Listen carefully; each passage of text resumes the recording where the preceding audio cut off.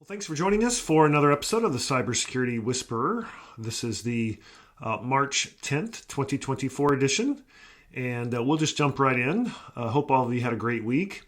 And in many states, Tuesday was Super Tuesday, Election Day, and interestingly, Facebook and Instagram both were down for about a 2-hour outage on Tuesday.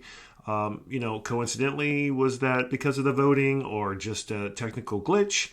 The White House is supposedly looking into it because it was on Super Tuesday. Interestingly, Mark Zuckerberg and Meta lost about $3 billion in potential revenue because of the outage. And so certainly costly there. And LinkedIn was then also down the following day on Wednesday for a few hours. So not sure what's going on with a couple of the social media giants this past week, but they all struggled for a couple of hours.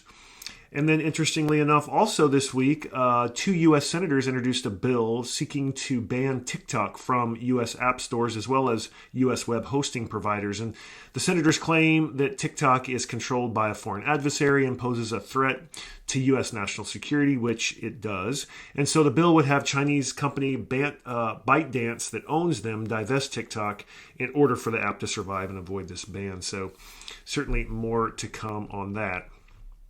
Back a couple of weeks ago, we talked about the importance of patching, and it's something that a lot of people it's not cool, it's not sexy, but yet it's been, kind of the bane of our existence for over 20 years, and it is probably the number one security control outside of, taking away admin rights for users is patching your systems in a very quick and timely manner.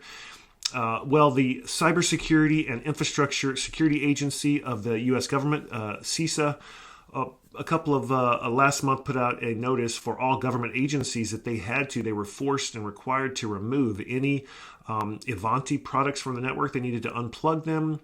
Ivanti had a 0-day in their remote control software, similar to CISA and others in that area, and the Screen Connect that was just out as well. And interestingly enough, I don't know if it was just, understanding that CISA is a huge agency, or if they don't have a thorough asset inventory, which, when you look at security controls, a configuration management database, CMDB is key and critical, and it's challenging to maintain, but you have to know the assets to protect and to patch. CISA now came out just yesterday that they actually did confirm that they were breached through that exact vulnerability, the Ivanti. So apparently if they had the systems, they didn't unplug them themselves. They said it was limited to 2 systems that they did immediately take offline. But what's interesting is we also talked about last week that Ivanti had put out a tool you could download from their portal that would scan your systems even after you had patched to see if the bad guys were already in there based on if the hashes had changed in certain files.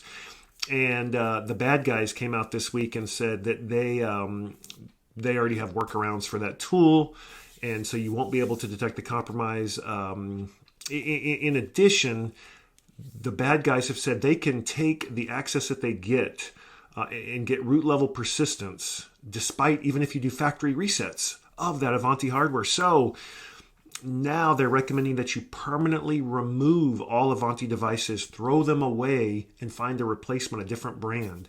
So when we talk about these breaches and these patches potentially have maybe a short-term significant or a short-term financial impact on these companies, and then they usually bounce back. People forget, very short-term memory. This is one where could it cause a permanent revenue shortage to Ivanti? Could it cause them to have to drop this product line altogether? More to come on that. Speaking of extreme costs, we also talked about the Change Healthcare ransomware that's occurring. Many of you may not have known. I wasn't super familiar with what Change Healthcare did. Initially they were talking about pharmacies. People were having challenges getting their prescriptions refilled. Here's why. Change Healthcare is simply a payment processing and rebilling company for apparently almost all, if not all, healthcare institutions, whether that's pharmacies, hospitals, independent doctors' offices. When they go to file your insurance, it goes through Change, and then Change is the one that bills it out and then pays them back. And so, for example, just this week, there's a small office that has like 20 employees and 3 doctors in it. And they said, look, they're in a bind. They may have to shut down. They're not getting paid. They're not getting the reimbursement when patients come in and they can't bill for their services. They're in distress and they're not sure what they're going to do. The American Hospital Association says that this attack on Change Healthcare is the most significant and consequential incident of its kind against the U.S. healthcare system in all of history. They said doctors' practices, hospital systems, and pharmacies are really struggling to find workarounds, and it's really exposed the healthcare system's broad vulnerability to hackers, or being able to have a single company that has that much control, and no one had ever heard of them because, again, they're in the middle. They're just kind of a rebilling company. The crisis does take time to resolve. Change has come out on their site saying most of their systems should be restored by the middle of March, meaning it's going to take well over in excess of 30 days to restore these core systems from the ransomware, even assuming they're all being rebuilt from scratch. Turning to other news,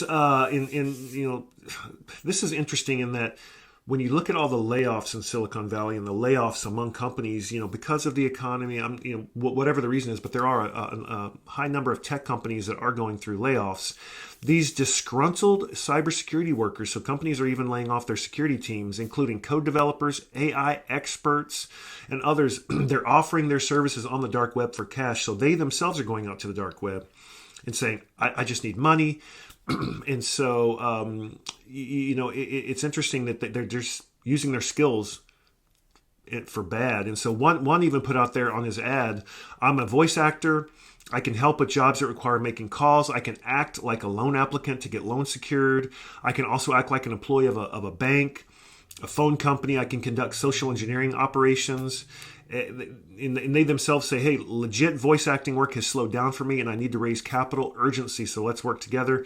And they even say, look, I have an American accent as well. So just be on the lookout, again, knowing that some of your employees or former employees certainly are going to extremes to pay their bills. And so it's just causing a more load and stress on the security teams to try to combat this. Microsoft continues to be in the news. They had back in the November-December timeframe, they came out and said, look, a nation-state threat actor had gained access to their email systems and exfiltrated information. They said from a very small percentage of employee email accounts, but members of their senior leadership team and employees in their cybersecurity, legal, and other functions, their data had been breached. And now they've come back this week and they filed an amended 8K saying that the threat actors are still in their systems. They're using the information they have gained to continue to have unauthorized access to some of the company's source code repositories and internal systems. And they have a sustained, significant commitment of the threat actors' resources, coordination, and focus. Look, Microsoft obviously has all the money in the world to throw behind this. They've got really smart people, and just showing that these bad guys are determined and they are still in their systems. They haven't been able to kick them out.